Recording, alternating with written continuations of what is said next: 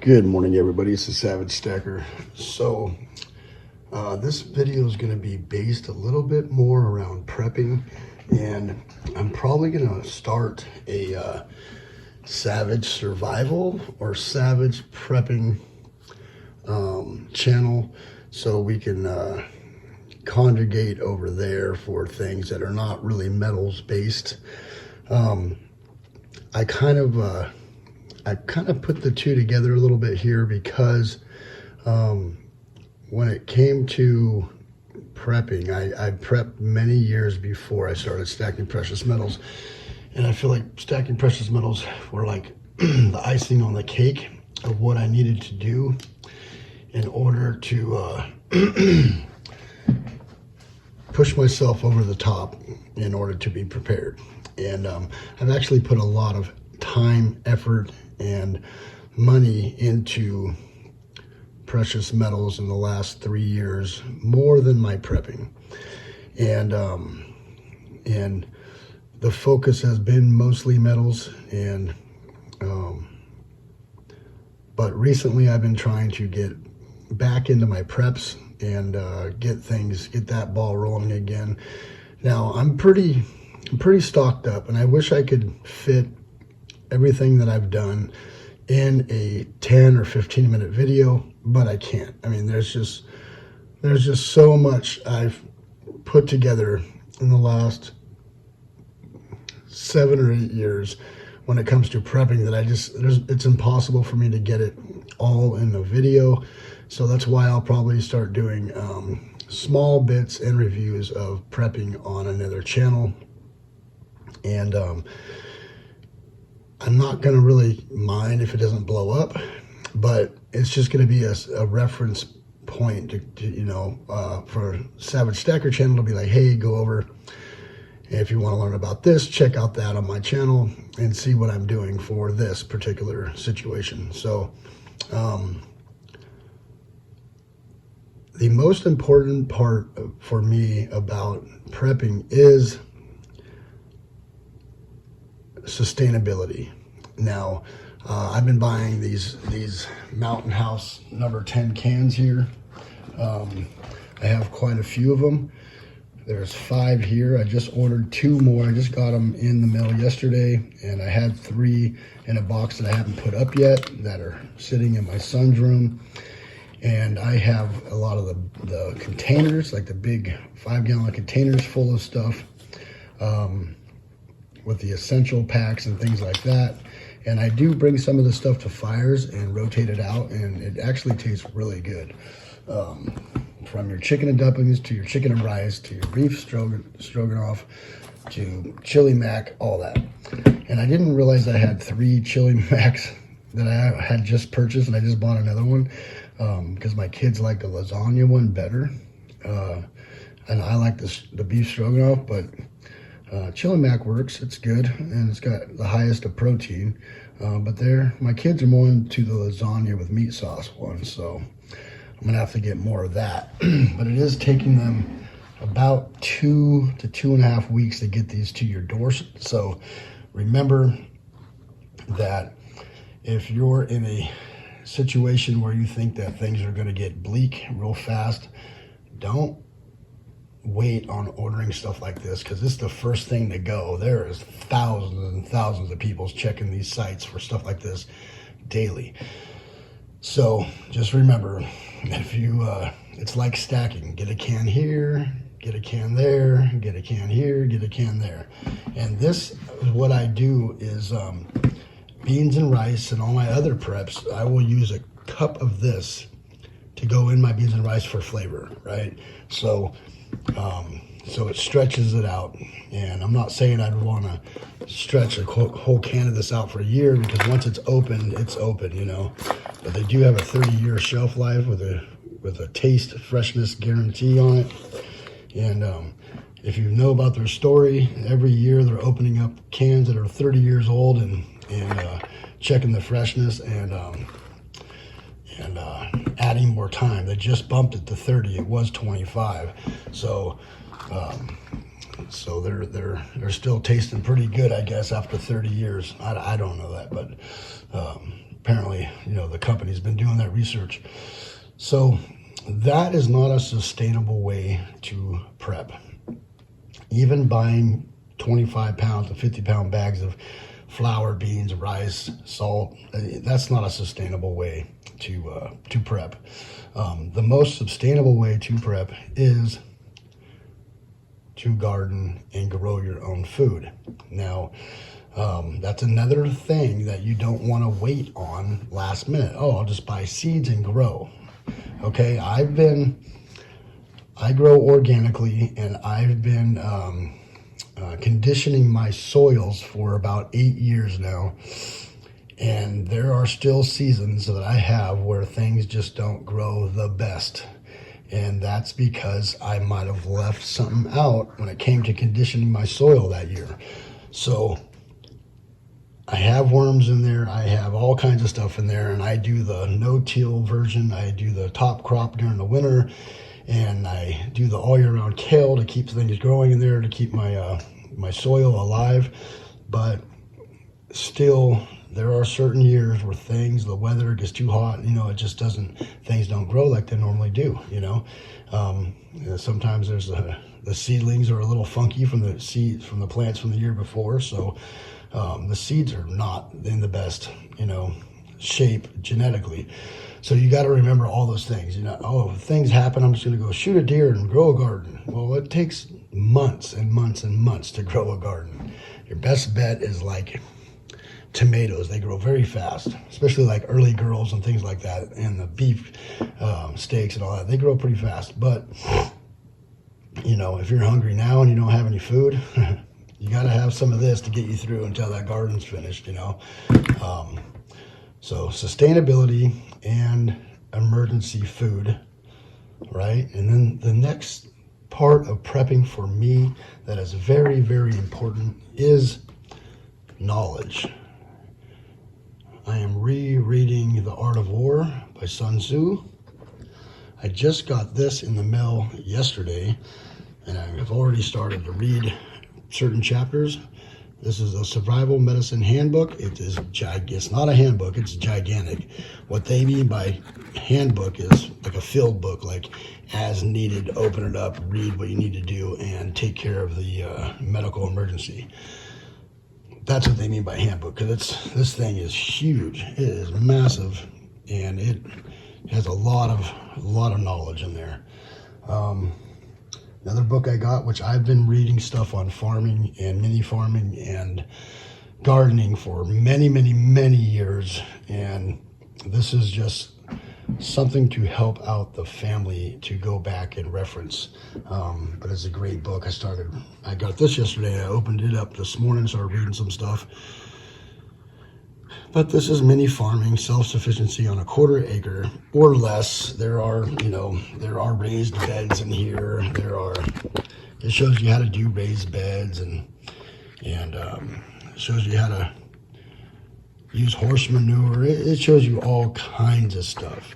Top crops, composting.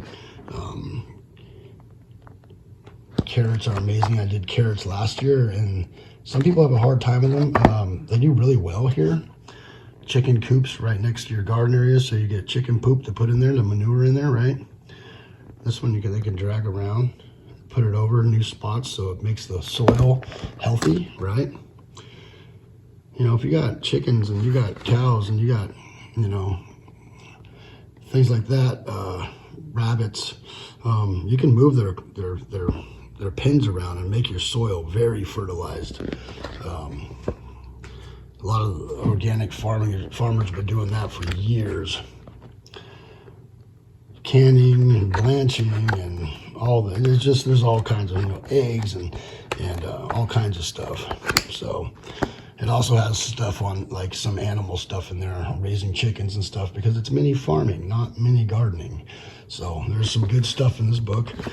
There's canning in this book.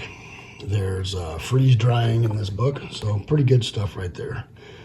Dehydrating, which I have a couple dehydrators. So there we go. Some knowledge right there. And that basically is for my mother-in-law and my wife reference books. If we're having a problem, I'm gone on a fire and there's an issue with bugs or something just doesn't seem right or watering, they can reference this and find out what they need to do. And then this one I started reading the other day. I'm about 2 chapters into it. Nuclear War Survival Skills. And this one is very interesting. There is some stuff in here. I'm like, wow. This gets kind of scary. This book, it's not scary in a way where they're like, this is what's going to happen, but it's, I mean, telling you from washing to vitamins and certain things you need to take to protect your body, and pretty interesting stuff in this book right here. So these are the books I've been reading lately that I ordered, and so yeah, I got a lot of knowledge right there. It's going to take some time to get through all these, but this one I've been burning through again. This one's hard to understand unless you know, unless you've read it a few times, and you have a quiet place, because it's easy to trail off on this book and not even remember what was said, you know. Very easy, because it's so, just the wording is so old, it's hard to, you know, grasp what they're talking about sometimes. So you got to read it like 3 or 4 times and go, oh, okay, that's what that means. But all good stuff. Knowledge is power. Knowledge is power. Sustainability and long-term survival skills. And I also have books, you know, like North American mushrooms, and I've been picking mushrooms my whole life, and I know what to eat, what not to eat. But I still have books on it because there's millions of different kinds of mushrooms out there, and fungi and all that stuff. And then I got other books like bushcraft and bushcraft 101 and advanced bushcraft and all those things from Dave Canterbury and things like that I've read through multiple times and practiced, you know, traps and trapping and snares and stuff like that. And all fun stuff that takes time to learn, you know. And just like stacking, if you do a little bit every day or every week, eventually you build up that knowledge, or you build up your food supply, or you build up your stack, or you build up, you know, your knowledge. I think I said that already. To me, it's just like stacking. It's a little bit every day, and eventually you end up with a big pile, you know. There's no better time than right now or yesteryear to start focusing on what's important. And that is learning the old ways on how to survive without a grocery store on every corner, you know. In the work I do, driving a water truck, I do a lot of fires, but I also do a lot of construction. And we do a lot of ground up stuff, you know. I do a lot of foundation and you know, moving dirt and big dirt projects and stuff. Well, over in like Palo Alto and Milpitas and places like that around San Jose, very big, drawn out, just huge parts of the city. It's all connected. You can't tell if you're in one city to the next. They've been making these giant, big block, I mean city block buildings, and one after another, just for miles, with like 500 to 1,000 apartments in it. And then downstairs, what they'll do is put a bank, a Starbucks or a Pete's Coffee, and a Whole Foods, and a gym. And I always thought that was very weird, because it'd be one block to the next block one, have another bank, Whole Foods, Pete's or Starbucks, and blah, blah, blah, and a gym. And I'm like, why for 5 straight or 10 straight blocks is there a Whole Foods? Well, now I understand why. Because there's 1,000 people in that apartment, or 500 people in those apartment, big, huge blocks. I mean, just a block. It's just a block of apartments. There's no separation. It's just a block building. And down below, way down below, is 3 stories of parking.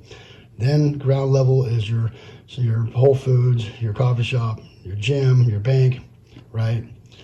All downstairs. And then above that has all the apartments for like 20 stories, and then above that is like the pool and a little sun tanning area. And I'm like, if they ever wanted to put a cage around this building, they are in prison and they're set. Like all they need is a truck to drop off goods, to that grocery store. Well, I realize what they're doing is Whole Foods is supplying enough food to that building complex to take care of the people that live there, and no more. That's it. The next block, the next big block building, they're doing the same thing. A truck drops off enough food for the supplies for the people that live in that building complex, and so on. I mean, there's one area, I think it's Cupertino, it might be Palo Alto. You can't tell. There's no definitive line. It's just a big, jumbled, drawn-out city, all the way to San Francisco. And there's like 8 of them for 8 blocks on one block. It does just over and over and over and over and over again. Whole Foods, bank, gym, coffee shop, all on the bottom floor and all these buildings. And I'm like, wow, that's a lot of Whole Foods. And we work on the right on time, or the on time delivery system, and no store, no community market is going to be able to hold enough food to sustain all its community members for a month. It just can't happen. We have to continuously have trucks brought in 2 times, sometimes 3 times a week. That's not including your paper products. That comes on another truck. Or your beer comes on another truck every day. Bread, every day, right? Those come in every day. Bread, beer, those come in every day. Drinks, soft drinks, all that, right? But the groceries, they come in twice a week. Well, if that gets disrupted, which we've seen it happen in this last year or two, it's very, very easily to run out of food in a community. Very, very easy.